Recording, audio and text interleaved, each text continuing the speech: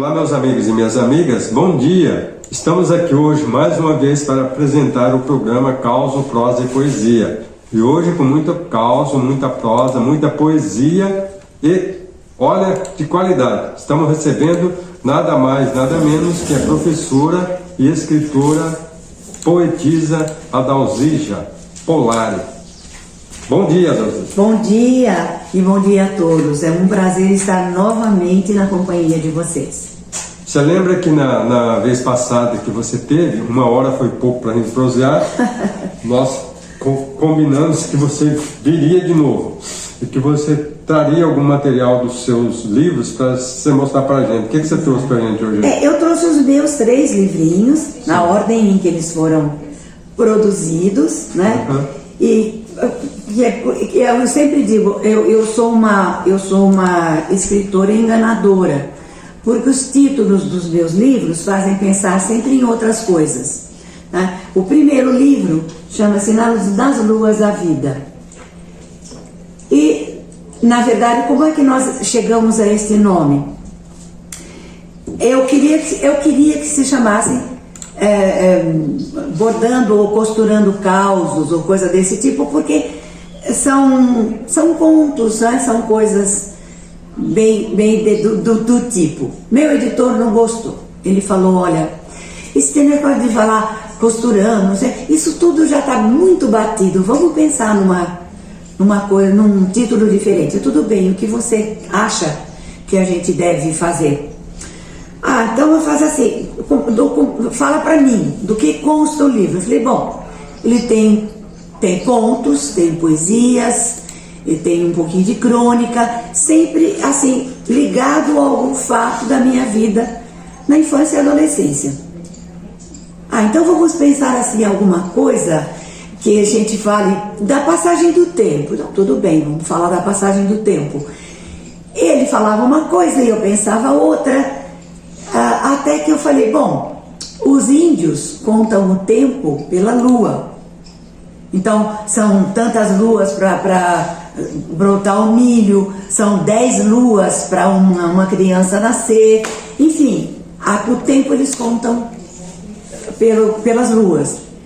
Então, ele falou, a gente podia pensar nas luas do tempo, o tempo vai passando, né? E as luas vão se completando e a gente vai vivendo. Achei muito bom, ficou nas luas do tempo. Então o que acontece? Nas luas da vida. Então o que acontece? As pessoas ligadas ao esoterismo se ligam muito à lua. E quando a pessoa via assim um livro escrito nas luas da vida, ela imaginava que era um livro esotérico. Então eu te explicava, a gente não tem nada de esoterismo, é apenas uma visão de uma vida se desenvolvendo, mais nada. Muito bem. É que nem, aproveitando o seu gancho do nome do livro, é que não o nome do meu livro, Os Milagres do Caminho. Exato. Eu apresento a capa dele, as pessoas falam, nossa, religioso. Religioso, não vou querer. Eu falo, não, você quer ouvir um pouquinho sobre? Aí eu dou uma pincelada, nossa, mas então muda tudo. Mas é interessante a gente ter um nome de livro que chame a atenção, porque aí a pessoa fica com vontade de ver, né? O que é que tem ali, né? Então, aí foi o segundo livro. O segundo livro são contos mesmo, são causos, não podiam ser mais do que isso. Mas eu não quis repetir, falei, não vou conversar essa história de causa, porque já vi que os editores não gostam. Então, eu fiz algumas histórias de familiares ou de pessoas conhecidas que viveram juntos por toda a vida. Eu poderia ter colocado até que a morte os separe ou alguma coisa assim. Mas no primeiro livro eu tenho um conto que se chama Até que a Morte. Então, Até que a Morte 3 pontinhos, né? Então eu falei, não vou usar isso porque já tem no outro livro. Então eu pensei, pessoas que se juntaram apesar das vicissitudes, de todos os problemas, juntaram-se para sempre. Então, por todos os séculos. Na verdade, chama-se Por Todos os Séculos dos Séculos. É este livrinho bonitinho aqui. né? Ele mudou o formato porque ele já é uma reedição. Eu fiz poucos exemplares, vendi todos, felizmente, né? E quando as pessoas começaram a pedir, eu mandei fazer outros. Só que tive que fazer em outra editora, porque aquela editora que eu amava muito, com a qual eu trabalhava antes, fechou, acabou. Então eu voltei para minha editora Casuá, né? E refiz o livro lá. Só que ele disse: não vou poder repetir como ele está, vamos modificar. Mudou o formato, mudou o tamanho, ele era maiorzinho, né? Mas respeitou as minhas ideias. Então, enfim, esse Por Todos os Séculos dos Séculos, as pessoas veem e dizem: ah, isso aqui é evangélico, isso aqui é religioso, ixi, não quero saber. Então a gente explica: não, são casais que se encontraram e que, apesar de todos os pesares, continuaram juntos. E a maioria desses casais são no século XIX, porque o século XX destruiu muito os casamentos, né? Exatamente. Enfim, então o segundo livro ficou sendo Por Todos os Séculos dos Séculos. O meu livrinho bonitinho, é o meu preferido, eu amo este livro. Gosto de todos, mas esse aqui é o mais. Viu? Você falando de livrinho, me lembrou também de muitas pessoas, digo assim, até muitas, porque eu tenho ali no Spa Termal, em Água de São Pedro, eu tenho feito plantão lá de sábado, sexta, ou sábado e domingo, e algum dia eu vou no meio de semana também, e tem pessoas que falam: vou levar o seu livrinho. Vou levar o seu livro. E o seu é um livrão. O seu é um baita livrão. Não, mas eu entendo como um carinho da pessoa. Exato. Não, inclusive, pela esposa do editor desse primeiro livro, da primeira edição, ela dizia para mim: não chame seus livros de livrinhos.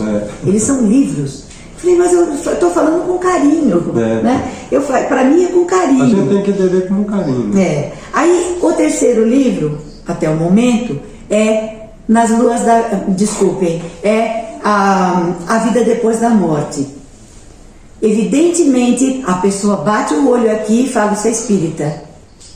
Não é, né? A Vida Depois da Morte, por quê? Eu fui, a minha juventude, minha mãe se casou a segunda vez, eu tinha 13 para 14 anos.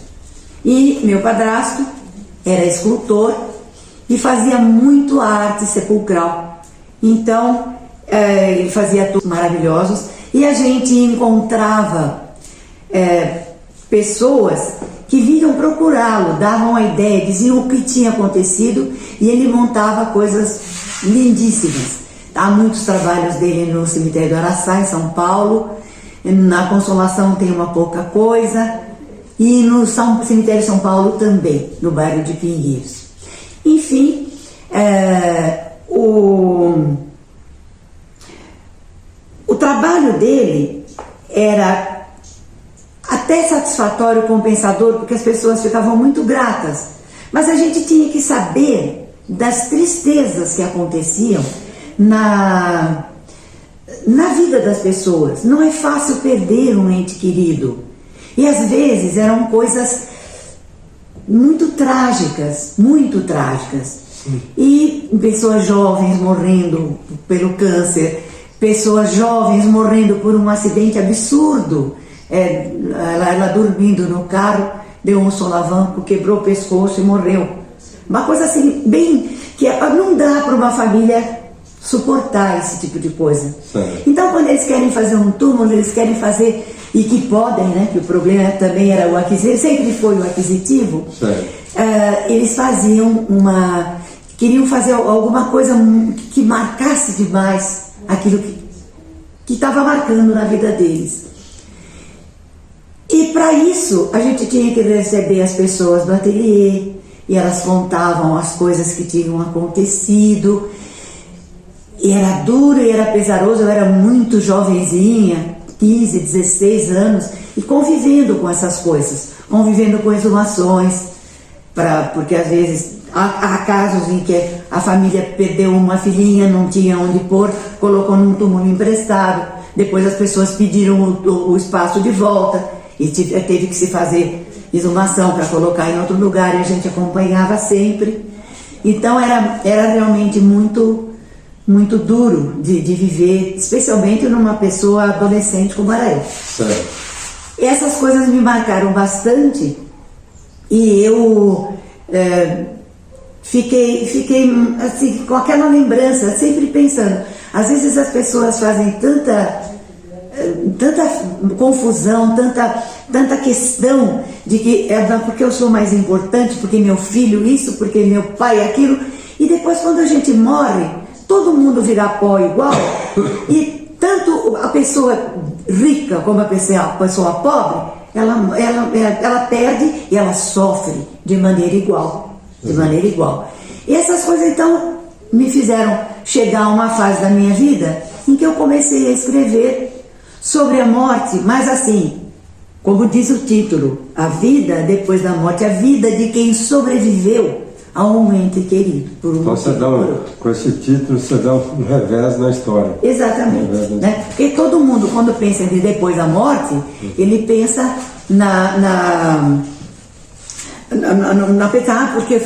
porque a alma que separa do corpo. Eu não discuto isso. Cada pessoa tem uma maneira de pensar. Eu acredito sim que o mundo não acaba quando uma pessoa se vai, porque não é possível que um ser humano seja construído com tanta minúcia, com tantas coisas assim que parecem pequenas e que têm importâncias morais, intelectuais, tudo. Um cérebro, um ente que foi capaz de imaginar um cérebro, não pode simplesmente deixar a gente nascer e depois morreu e vira pó. Não pode. Alguma coisa tem. Ora, cada pessoa entende na sua maneira, né? Sim. Cada pessoa vai dizer como sente, né? Em que acredita, se é um espírito, se é simplesmente o espírito não volta, mas vai, ou renasce. Isso eu não discuto, né? Eu tenho a minha maneira de pensar e cada pessoa tem, né? E não discuto. Mas então aqui eu escrevi. E o que me marcou muito foi que eu tenho uma filha que é espírita. Certo. E ela, quando eu estava escrevendo o livro, ela de vez em quando eu mostrava alguns textos, alguma coisa para ela. Quando ele estava já no arcabouço montado, ela falou para mim: mãe, você fala tanto das experiências dos outros, você não fala da sua. Porque minha mãe tinha falecido há alguns anos, uns poucos anos. Eu falei: você tem razão. Então aí eu coloquei a minha posição diante da perda da minha mãe. Né? E eu coloquei exatamente isso: você nunca está preparado para perder um ente querido. Você pensa, não, porque eu sabia que minha mãe estava com 92 anos, ia completar 93, sempre lúcida, sempre muito ativa, mas já fraquinha, já não tinha muito ânimo para sobreviver o dia a dia. Certo. Então eu ia me dizendo: você tem que se conformar. Ninguém é eterno, a sua mãe também irá, e coisa. Mas no dia que eu soube que ela tinha tido uma parada cardíaca e que eu tinha que correr para o hospital, aí é que eu senti o que era perder minha mãe. Minha mãe, ela ficou vegetando 8 meses numa cama. Mas o dia que eu perdi ela, quase que eu fui também. Não é? Não, é doloroso.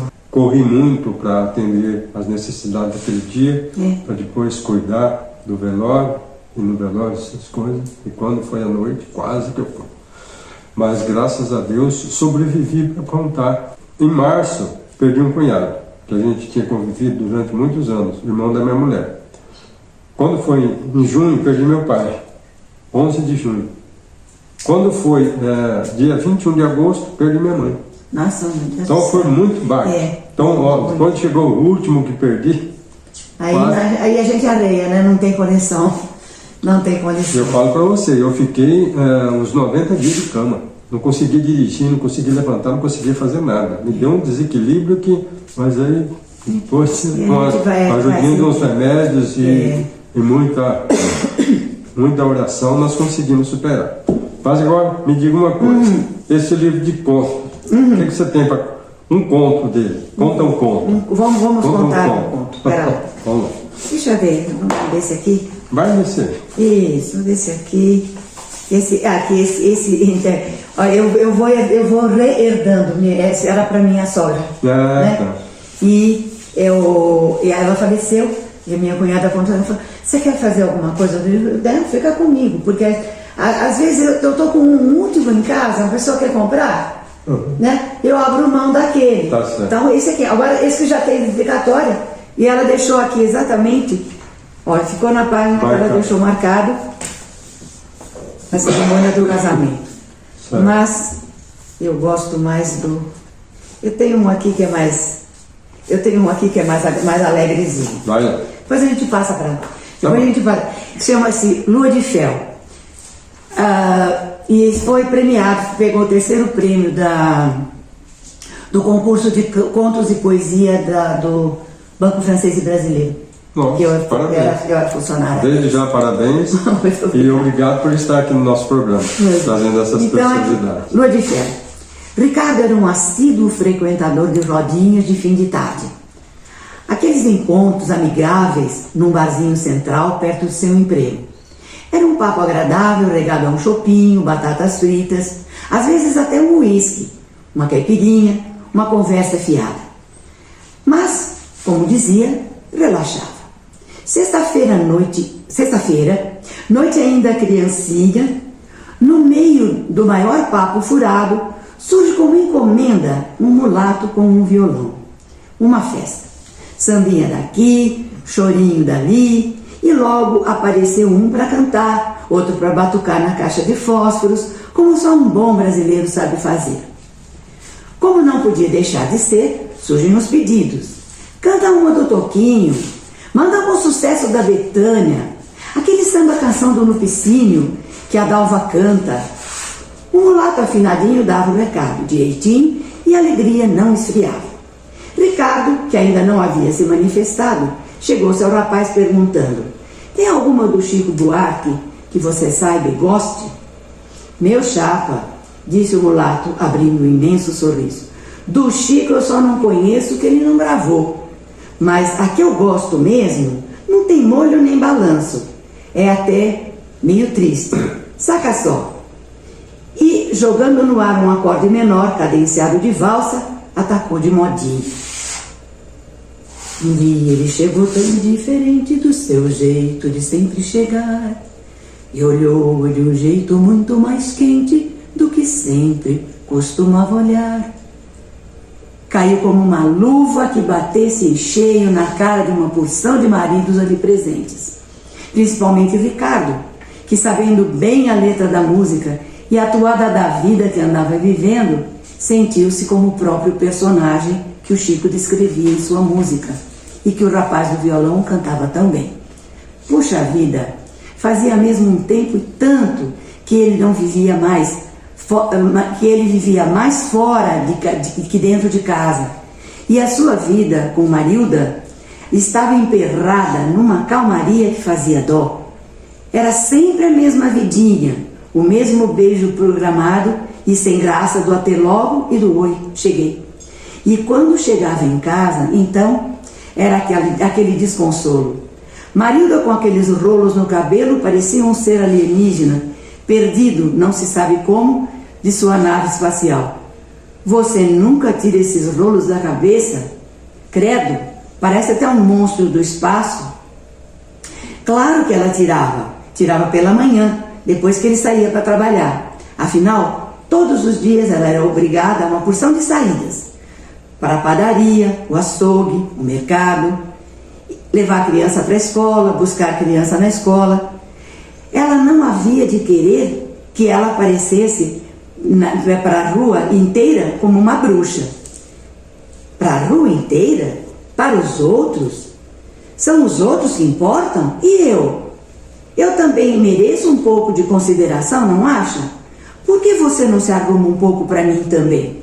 Você? Você presta tanta atenção em mim que se algum dia eu ficar à sua espera plantando bananeira, você chega, diz oi, dá um beijo no dedão do meu pé e vai para o quarto guardar o paletó. Saí. Como pôde ter sido tão cego, tão burro?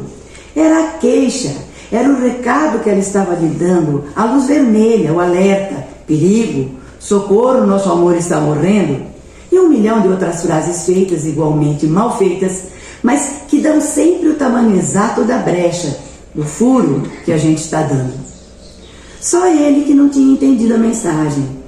Nessa altura do campeonato, ele apostava que a rua inteira já estava por dentro do fato. Seu casamento estava desmoronando sonoramente no maior estrondo. Pois estava resolvido a partir de hoje vida nova. Hoje seria o seu dia de chegar diferente, olhar diferente, beijar e elogiar diferente. E era para já. Afastou seu copo, levantou-se, despediu-se dos amigos com uma desculpa e foi pagar a despesa.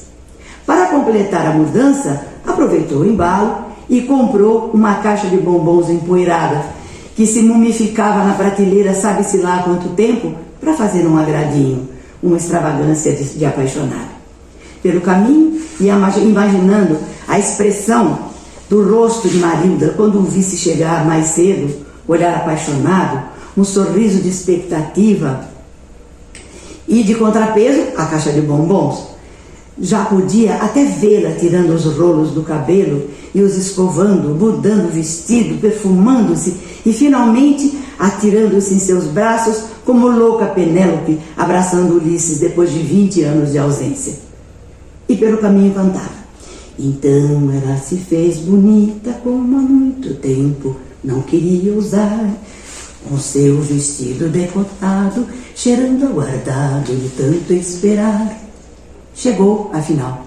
Entrou pé ante pé e fui surpreendê-la na sala, suspirando diante de mais um capítulo da novela de TV. Nos olhos, aquele brilho ansioso de quem espera, num repente de magia, o rosto da heroína sofricamente beijada pelo galã se transformar no seu rosto. Nos lábios, o sorriso de desdém de quem sabe que isso jamais vai acontecer. Nos cabelos, os infalíveis rolinhos para a beleza de amanhã. Ricardo aproximou-se devagar e, sem esperar mais, abraçou-a com fúria, lascando-lhe um beijo de novela. Depois afastou-se lentamente para observar o resultado de seu ato de bravura. Marilda estava ali, parada, dura e fria como uma estátua. Nos olhos, o brilho ansioso substituído por uma interrogação incrédula e muda. Nos lábios, o sorriso se transformara numa risada nervosa e escarnecedora. E sua boca não pôde conter a pergunta fatal: qual é, meu? Viu o passarinho verde? E calmamente volveu o olhar para sua novela favorita, enquanto Ricardo, sem jeito, envergonhado, desanimado e arrependido, foi saindo de mansinho em direção ao quarto para guardar o paletó, cantando baixinho para disfarçar o vexame. Todo dia ela faz tudo sempre igual. E é isso. Isso é enriquecedor, o poder da música, né? É. E o poder da gente que escreve, né, Ana? Pois é. Quando eu posto aquelas poesias minhas no Facebook, ou seja, eu posto no Facebook, né? Porque no Instagram eu não sei muito. Eu também, mexer. não sei, eu sou inimiga do Instagram. Não sei mexer no Instagram ainda. Mas as pessoas se sentem tocadas. Agora cantar, então... É. E eu compus aquela música também pra Água de São Pedro. É. Não sei se eu mandei pra você. Sim.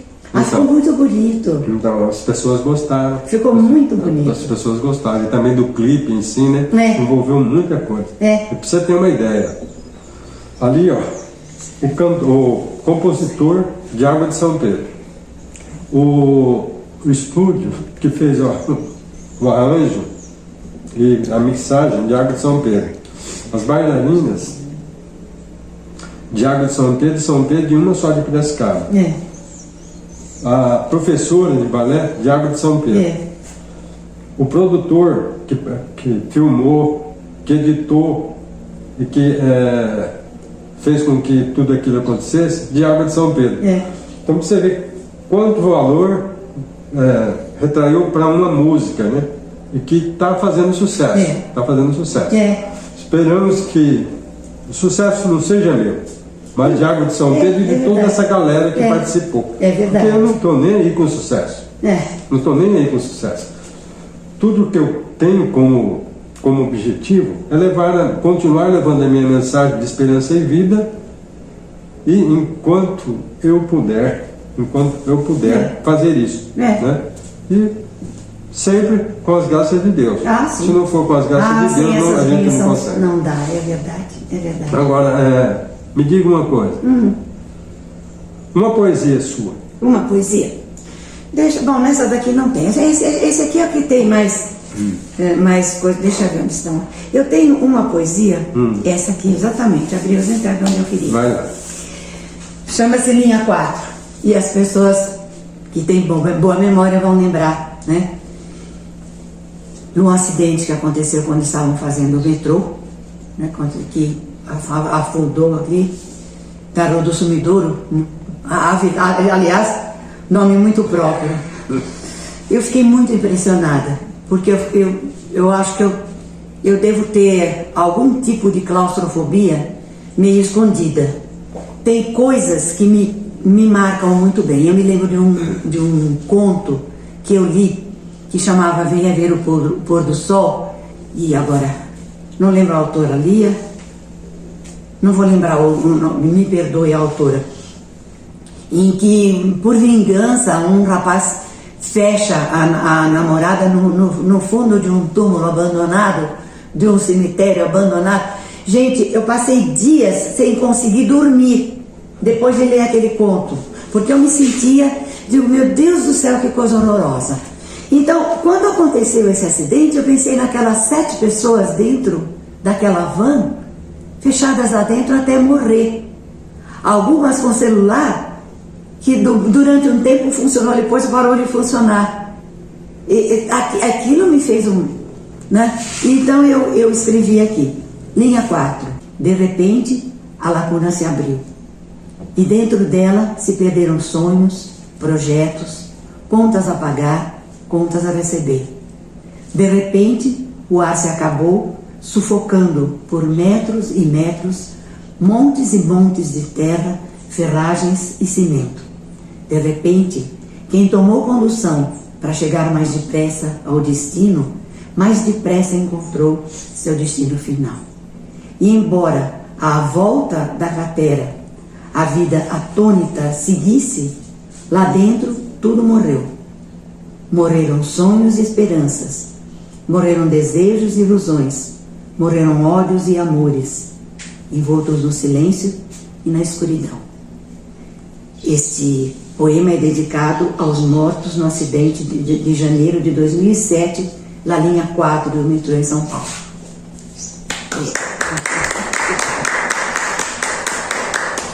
São coisas que têm que ser traduzidas para que não sejam repetidas. É verdade. Não pode, quando você coloca aqui, sempre vai haver uma oportunidade de alguém reler e lembrar. Porque não deve ser esquecida. Porque o intuito da gente que escreve é esse. Exato. Não deve ser esquecido. Não pode ser esquecido. Agora, me diga uma coisa, você faz parte da Academia Luso-Brasileira de Letras, né? Sim, sim. É online, né? É uma academia online. É muito agradável. E foi, inclusive, a esposa do falecido editor como é que chama assim? Beco dos Poetas e Escritores, né? Foi ela que me colocou, porque ela está lá. Ela é poetisa, ela é escritora, ela é professora de poemas ensina as pessoas a fazer poesia. Eu acho estranho, porque eu não aprendi. Aconteceu. Mas, eu também não aprendi, né? não estudei, olha, não tenho faculdade, nunca estudei método de escrever, E tem gente que gosta do que eu escrevo. Não é? Então, não, mas isso, eu acredito assim, porque tem pessoas que gostariam de dizer as coisas, mas não sabem como. Muitas pessoas já perguntaram para mim, como você faz assim? Eu digo, só presto atenção na vida. As coisas que acontecem ao meu redor, eu presto atenção. E tem algumas que me chamam a atenção mais do que outras. Eu acho que eu herdei muito isso da minha mãe. Minha mãe, a minha mãe foi a relatora, eu não lembro a palavra, assim, uma pessoa que passou para mim, porque eu acho que eu fui a única que me interessei, a história pregressa da família. Certo. Então, ela falava, tia fulano não sei o que, tio não sei o que, o seu avô, o seu bisavô, e eu ficava sabendo das histórias e guardando. Aí quando eu percebi que ela não iria durar mais muito tempo, eu comecei a escrever as coisas. E às vezes eu perguntava para ela, mãe, tal coisa assim, assim, eu queria gravar. Ela não quis gravar as coisas que ela me contava. Mas não teve importância, porque eu tinha bastante coisa de memória, né, e fui utilizando. Certo. Esse livrinho aqui eu devo muito a ela. Então, há uns poucos anos, essa minha filha que é espírita, ela me deu um livro no Dia das Mães que se chama Aprendi com Minha Mãe.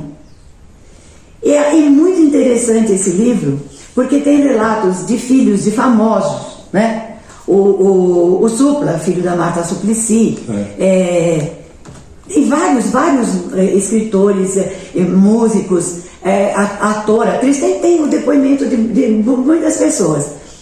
E eu achei, puxa vida, eu tenho que aproveitar o que eu aprendi com a minha mãe, né? Sim. Eu aprendi com a minha mãe a prestar atenção na vida e a não desprezar os detalhes, que tudo na vida, às vezes, é questão de um detalhe mínimo.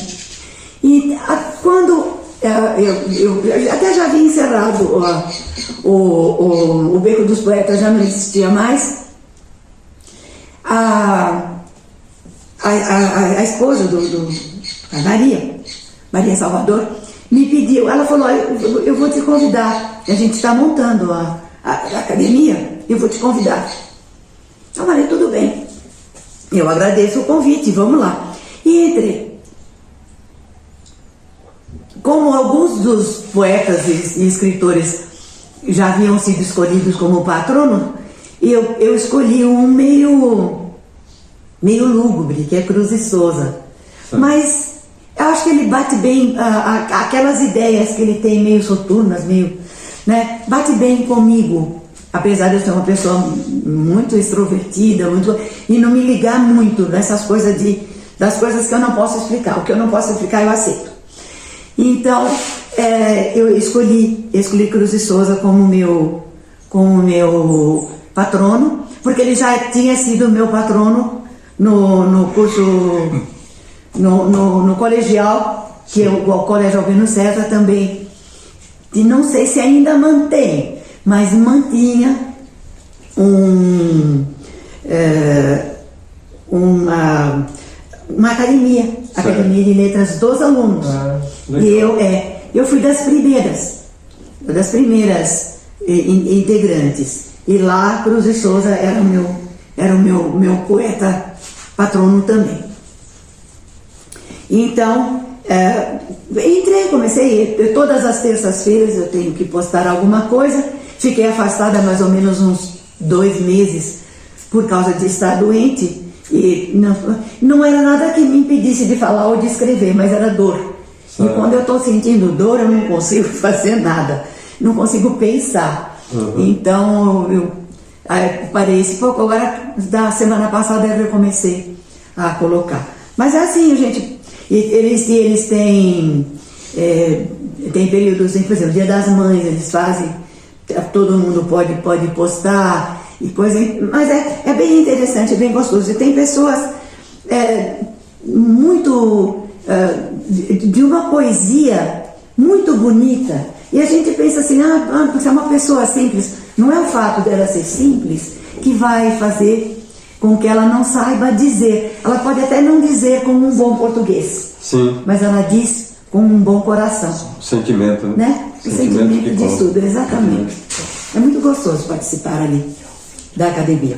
Eu tenho cruzado com muitas pessoas que têm tecido comentários sobre o meu programa de rádio, sobre o meu jeito de escrever, e sobre o livro que eu já tenho publicado. E sempre que eu digo, mas no que... quanto você estudou para fazer isso? Aquilo que você disse, a vida me ensinou a fazer isso. E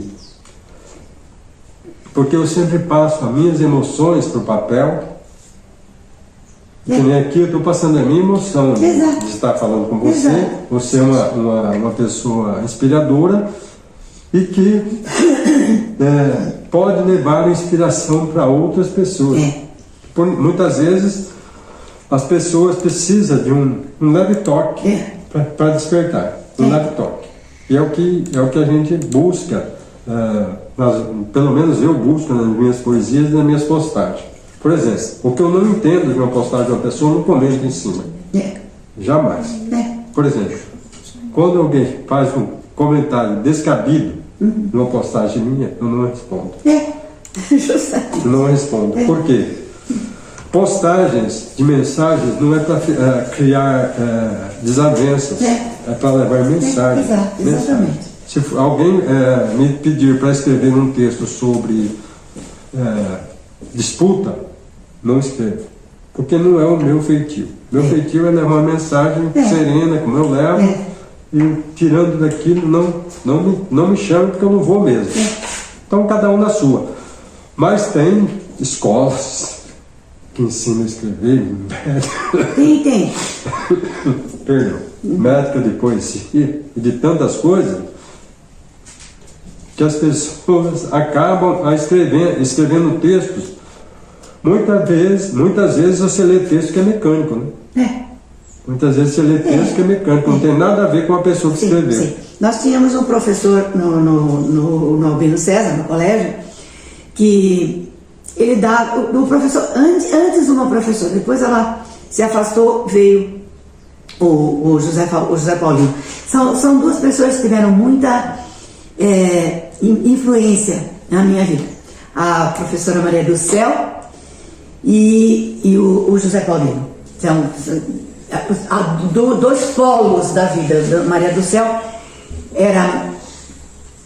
devia ter a minha idade, porque eu fui fazer o colegial, eu estava com 30 anos, 31, 32 anos. Eu fiz sabe quando eu fiz meu colegial? Com 47. Pois é, nunca é tarde. Então a Maria do Céu já tinha a minha idade. E talvez um pouco mais nova. Mas o José Paulino teria 26, 27 anos, ele estava terminando a faculdade de letras. Certo. E já por uma questão de educação, eu chamava ele professor ou senhor.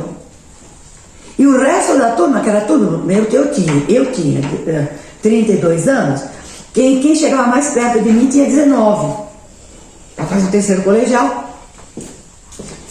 E a meninada lá, Paulino, não sei o que lá. E eu, professor, o senhor, nunca tratei ele de você durante o ano inteirinho do terceiro colegial. Nunca. Tanto que no último dia de aula, né, nós marcamos depois o sábado seguinte, nos reunimos na casa de uma amiga que tinha um sabão enorme para a gente ficar, e só a turma do terceiro colegial. E aí estava aquela festinha, os meninos levaram namorados, os meninos levaram namorada, eu levei minha filha, que tinha 10 anos, e, enfim, ficou um ambiente bem alegre, tá? Aí sim, eu chamei ele de Paulino. Ali não éramos professor e aluna, certo. Ali éramos colegas, amigos, né? Depois fui encontrá-lo na faculdade. Eu estava na biblioteca fazendo umas pesquisas e ele chegou com os amigos e tal. e cumprimentei, então, aí sim, como amigo. Mas enquanto ele foi meu professor, era professor o senhor, e nunca tratei de você. Isso é uma das coisas que eu aprendi com a minha mãe. Respeito à hierarquia, né? Uma das coisas que eu aprendi. Exatamente. Eu também, meu pai e minha mãe me ensinaram isso. Mas, tanto a Maria do Céu como o Paulino, o Zé Paulino, eles davam pra gente treinos para escrever, né? Certo. Porque depois, quando chegasse no vestibular, a gente ia ter que escrever texto. Sim. Né? Mas eles davam um tema e ele fala, olha, eu quero 200 palavras. O pessoal, 200 palavras. O pessoal acabava com as 200 palavras e tchau, né?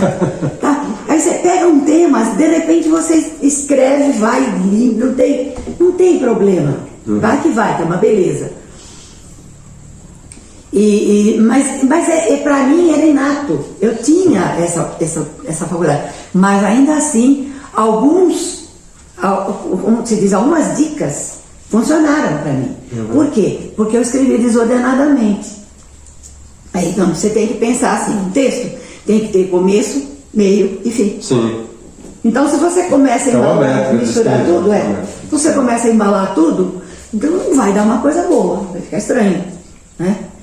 Então, daí a gente ficou, né, ficamos mais à vontade. Eu aprendi a trabalhar um pouco melhor, né? E também escolher os temas, porque tem coisa que é tão íntima minha, que se eu vou contar, primeiro, não vai interessar para outra pessoa, segundo, eu falo, nossa, mas essa mulher fala das coisas, não devia ficar quieta, não devia contar. Então, a gente aprende também a peneirar. Certo. Né? O que não passa na peneira não deve ir. Sim, a gente tem que selecionar, né? Não por questão de censura e nem nada. É selecionar o melhor que a gente tem para dar, oferecer. Exato. De maneira que agrade o maior número possível. Mas engraçado que tem escritores que eles escrevem para desagradar, né? Mas aí é verdade. Aí é o problema dele também. De propósito, para incomodar. Para incomodar. Eu, por exemplo, o que mais me tocou para começar a ler foi um professor também, no meu quarto ano de escola, o professor Wagner Campato, sempre lembro dele. Ele me deu o primeiro livro para mim ler. Que eu lia bem na escola, ele falou, já que você terminou o quarto ano e você está lendo muito bem, gosta de ler, porque eu gostava de ler. Gostava de ler, gostava da matemática. Isso não. Por exemplo, vinha o diretor da escola e colocar aquelas provas no quadro, né? E isso mais isso, tirando aquilo, eu matava tudo. O professor Wagner me deu uma revista, nem livro foi, uma revista, o Cruzeiro. Eu lembro. Falou, toque essa revista e leia. Foi a primeira coisa que eu li. E ali, eu lendo aquela revista, me despertou a vontade de ser um jornalista. Porque cada texto que você lia ali, cada matéria que você lia, tinha um jornalista, um autor que assinava embaixo. Né? Só que não consegui. Por quê? Quando eu terminei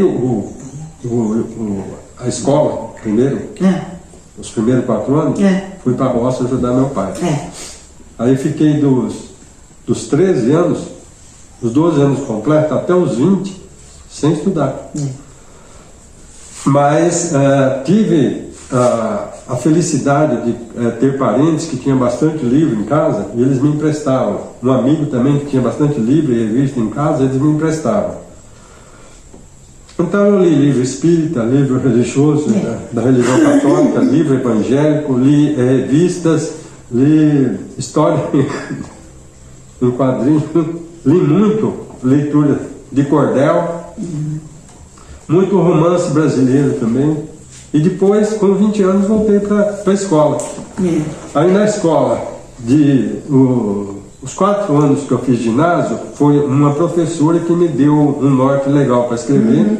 Ela me dava aula de inglês e de português. Ela me ajudou muito. Inclusive eu tive a honra de mandar um livro para ela já está na pasta dos 90 anos.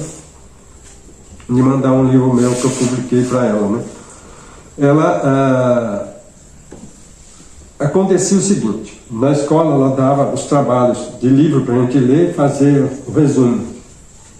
Ela dava metade da escola, dava um livro e a outra metade dava outro. Eu fazia o contrário das pessoas. Os meninos e as meninas não gostavam de ler. Eu gostava. Então eu fazia o trabalho meu e fazia o trabalho do outro lado também. Por gostar. Ela, você está no caminho certo. Você vai, um dia você vai começar a escrever. Aí foi onde eu comecei a escrever. No ano de 79 eu comecei a escrever esse livro que eu publiquei. Aí depois fiquei inteligente e casei. Fiquei inteligente e casei. Aí o que aconteceu? Eu tive que engavetar, porque tive que formar família, tudo, cuidar da vida. E só depois de aposentado, já há algum tempo, ainda cuidando da família, dos filhos, a hora que chegou os netos, depois dos netos, aí que eu voltei a escrever, porque eu tinha esse material compilado, né? Eu tinha escrito, estava lá engavetadinho. O que eu fiz? Eu tive a petúlia, tive a petulância de rasgar o manuscrito que eu tinha e reescrever tudo de novo. Olha, escrevi a caneta. Nossa, eu tive... Grande parte desse reescrito eu fiz tudo aqui em Água de São Pedro. Eu vinha para cá, né? Tinha uma kitnet alugada aqui. Eu saía lá de Santa Bárbara, vinha para cá, passava dias aqui. Então eu ficava ia escrevendo. Mas por que eu voltei a escrever? Porque eu estava num lugar que me fazia bem e que tinha me tirado de um sufoco, cuidar do meu problema de saúde, né? E tinha curado minha esposa. Aí eu falei, vou voltar a escrever para o seguinte: passar a limpo o que eu já escrevi e colocar no papel a gratidão pelo que aconteceu comigo e com a minha esposa, para que outras pessoas se sintam inspiradas e tocadas para vir para cá e busquem vida, fé e superação. E graças a Deus atingi meu objetivo. Tenho atingido até. Não, é verdade, é bem assim. Então foi por aí. Agora, você tem algum projeto novo? Eu tenho, porque eu sou muito contista, né? Eu gosto de contar a história. Eu sempre digo brincando que se eu fosse escrever uma novela, a hora que a criança perguntasse: vovó, por que o papai não gosta do titio? Eu já disse, foi isso, acabou. Terceiro capítulo, acabou a novela.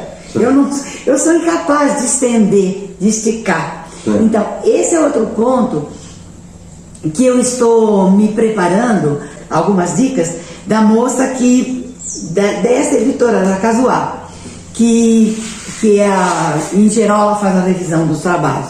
Eu falei para ela, eu tenho aí uma ideia, um projeto de um romance, digamos assim, mas eu fui fazer um apanhado geral, deu 22 páginas. Eu não posso escrever um romance com 22 páginas, tem que ter mais coisa. Tem que ter mais longo, né? Então eu mandei para ela o que eu tinha e ela falou, ela me ensinou, ela assim, você tem aqui, tem a mãe, a filha, o marido da filha, o padrasto, o irmão, né? Então você tem 7, 8 personagens. Você vai criar esses personagens. Não é simplesmente dizer o nome. Você vai imaginar. Fulano é assim, a profissão dele, as experiências que ele teve de criança. Não precisa pôr isso tudo no romance. Senão fica chato. Sim. Né? Senão é crônica. Né? Crônica da vida. Né? Então o que você vai fazer? Você vai separar personagem por personagem, você vai criar. Você vai dar uma idade, uma profissão, um tipo físico, uma característica de humor, né? Enfim. E depois você vai colocar a importância de quando você vai contar a história, você dá uns lances do tipo, uma coisa, mas não faça sempre igual. Cada personagem que você faz, você vai começar dizendo, ele nasceu assim, ele é assim, assim. Não, dá uma dica, né? Fulano era pintor, né? Porque quando criança, o pai queria que ele fizesse tal coisa, mas ele sempre gostou de fazer desenho. Dá umas dicas da infância dele, não precisa contar tudo como foi, mas cria, dê volume ao personagem, né? Então, isso, algumas coisas dessas eu já fiz. Mas como essa história é muito pessoal, apesar de que todo mundo tem uma vida muito parecida com a minha, mas ela é muito pessoal, ela tem coisas que eu preciso colocar num livro que é para me livrar delas. Certo. Né? Mas eu começo, pego uma coisa, o primeiro capítulo está inteiro, já rendeu bastante. Mas eu começo a trabalhar e as coisas começam a me fazer mal. Então eu paro, deixa eu dar de lado, outro dia eu pego. Então toca no íntimo. Toca demais. Então assim, tá aí. Agora eu tenho montes de causos, montes, que dá para fazer um livro e tanto. Eu tinha esse livro já montado, mas não foi possível, porque na ocasião eu não podia pagar a edição dele. Então, eu tenho, de vez em quando eu ponho um no Facebook. Tem vários, tem muitos. Daquelas coisas assim, por exemplo, da minha avó, era meu avô, minha avó eram de Brotas. Certo. Né? Na verdade, meu avô era da Itália. Exato, meu avô veio da Itália com 2 anos. Certo. Mas a vovó nasceu aqui mesmo e era de Brotas. E, então, as duas famílias não eram muito, né? A família da minha avó tinha uma vendinha e o pessoal do meu avô era tudo de chácara, de fazenda mesmo, né? Certo. E começaram de namorico. A minha avó tinha 14 anos, meu avô tinha 16. E começaram de namorico, a família não queria saber. Um combatia, outro combatia, mais a família da minha avó do que a do meu avô. Meu avô era mais quietão, da família do meu avô era tudo mais quietão. E começaram de namoro e tal. E no fim, meu avô falou pra minha avó, olha, se a gente vai ficar aqui, vai enfrentar tanta briga, tanta encrenca, você quer mesmo casar comigo? Ah, eu quero. Então eu vou para São Paulo, eu preparo a nossa vida lá, vou arranjar emprego, vou montar casa, tudo. Depois eu volto e a gente se casa, tá bom? Tá bom. E ele veio para São Paulo, meu avô era analfabeto. Minha avó tinha 4 anos de grupo. E ela escrevia para ele e ele pagava uma professora para ler. E depois ele pagava ela, ele ditava a carta, ele escrevia. Mas não se sentia à vontade com isso. Uhum. Então, ele justou essa professora para ensinar ele a juntar as letras. Certo. Ele queria aprender a ler e a escrever. Então, porque ele era grotesco para escrevendo, mas ele dizia o que ele queria dizer. Ele lia o jornal, nunca vi uma pessoa. Meu avô foi a única pessoa que eu conheci na vida que ouvia a Hora do Brasil inteirinha. Nossa. Porque ele queria saber preço de milho, de feijão, de não sei o quê, e nem lidava mais com isso, estava em São Paulo. Mas enfim, ele veio para São Paulo, fez como havia combinado, voltou, marcaram o casamento. E quando foi para o dia do casamento, casaram e tal, e vieram para São Paulo, tá? Então aí ele podia escrever para ela, podia ler as cartas dela e tudo na boa. Bom, só aí já dá um romance, né? Só aí já dá um romance. Daí lá no local havia um rapaz que ela tinha sido escolhido para ser o namorado da minha avó. Meu Deus! Né? E quando a minha avó casou, convidou todo mundo, né? Convidou ele não foi. Aí depois de um certo tempo, ela encontrou com ele e falou: puxa vida, você não foi no meu casamento, né? Eu te convidei e você não foi. Claro, você não casou comigo. Que tal seria que ela casasse com ele e não fosse também, né? Esse mesmo moço, antes da vovó deles se casarem, ainda era a fase do namoro impedido, estavam numa festa, numa reunião, e a minha avó se escondia de todo jeito. Quando ele ficava de um lado da parede, ela ia para o outro. Quando tinha um grupinho aqui, ela ia para o outro. E ele sempre tentando, né? De repente começou a tocar uma música, ele passou feito uma mosca voando, rápido foi lá para o outro lado. Essa é a porca da Honória, para dançar. Para dançar. A porca. Essa é a porca da Honória. Não, são essas coisinhas. Eu tenho um monte dessas historinhas, dessas coisas, né? E fatos que eu presencio, que eu acho interessante da gente colocar, né? Que são vitorescos, mas que aconteceram. Mas realmente. Sim, é tudo acontecido, é tudo acontecido. Tudo acontecido. São causos mesmo, esses são os causos. Daquele de... Esse também, então, tem até título. Agora, eu queria que para a gente finalizar o programa, tá já quase dando, né? Finalizando o programa, que você mostrasse seus dotes de cantora. Tem como? Olha, assim, se não falhar, tudo bem. Eu não capelinha para nós. Não tem problema. Sim, porque assim, eu cheguei até a começar a estudar canto, muito de menina, né? Muito novinha. Eu cantei no Clube Papai Noel, né? De criança, na rádio. Naquele tempo a rádio. Não, já era Tupi. Não era difusora, não, já era Tupi. Mas eu participei da Gurilândia, na televisão, tudo. Tive entre os 10 e os 12 anos, né? Eu cantei e participei de programa de televisão infantil e tudo. Mas eu nunca tive problemas, eu canto muito.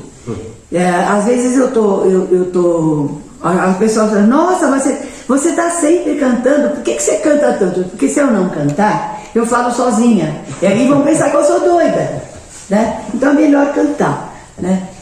Então agora canta para nós, você não está sozinho. Deixa eu ver para uma plateia. Para não pensar que eu sou doida, né? Vamos lá, deixa eu ver. O que eu estava me lembrando, então hoje você está me lembrando. Porque eu acordo sempre com uma música na cabeça, né?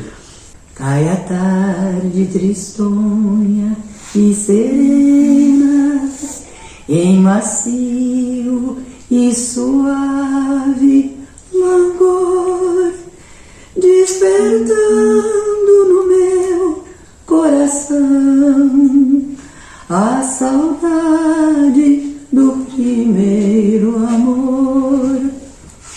Um gemido se vai lá no espaço, nesta hora de lenta agonia, quando o sino saudoso murmura badaladas da Ave Maria, sino que tange com mágoa dorida, recordando os sonhos da aurora da vida. Dá-me ao coração paz e harmonia na prece da Ave Maria. É isso. Obrigada. Tá aí, gente. Olha que riqueza de programa. Poetisa, contadora de causos, escritora e cantora. O que vocês querem mais? A gente só tem que te agradecer e pedir que Deus continue te iluminando, que você continue levando essas mensagens via música, via poesia e via escrita também. Muito obrigada. Muito obrigado pela presença. Muito obrigada, agradeço a todos. E quando quiserem, eu estou de volta. Tá bom. Será um prazer recebê-la novamente.